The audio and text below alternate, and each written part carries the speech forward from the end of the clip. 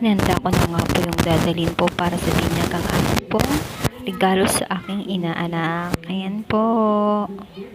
At andito na nga po kami ngayon sa Silang, Cavite, sa simbahan, para umatin po sa binyag ng aking inaanak. At kasama ko nga po yung aking asawa. At yan na po, patapos na po yung simba. At sindihan na po namin ang kandila para po ito sa mga ninang at ninong. Kaya na nga po, napinyagan na po yung inaanak ko. Welcome to the Christian World Tyrone. At nandito na po yung venue ng binyag at may pa-videoke pa. At ang sarap po talaga ng foods. At yan na po, po siya kaming lumabas para tumingin ng karakol. At habang nag-aantay, tumingin kami ng mga binibenta sa labas ng mga isda. At nadagdag ko po sa aking koleksyon na mga isda. Mahilig po ako sa isda.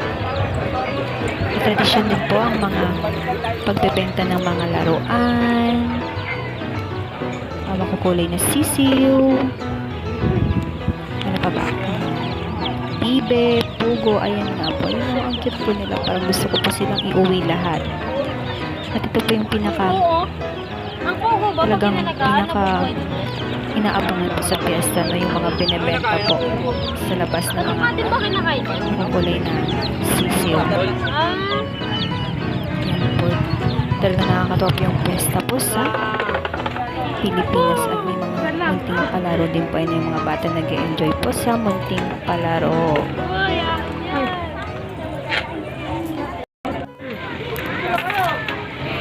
Ano nakakita po na laruan din bukod sa mga iba't ibang klase ng laruan. Nag-aantay po kami ng mga magsasayaw o yung magkakarakol. Marami po talaga ang tao. Ito po ay sa Silang, Cavite. Diyan nga lang po, medyo makulimlim lang. At yun nga po, hindi ko na po pinidyoan yung sa Silang Kalat ko nito ay patungo na sa Tagaytay. Kasi po yung Silang malaki na po sa Tagaytay. So ito po, nabiyahin po kami.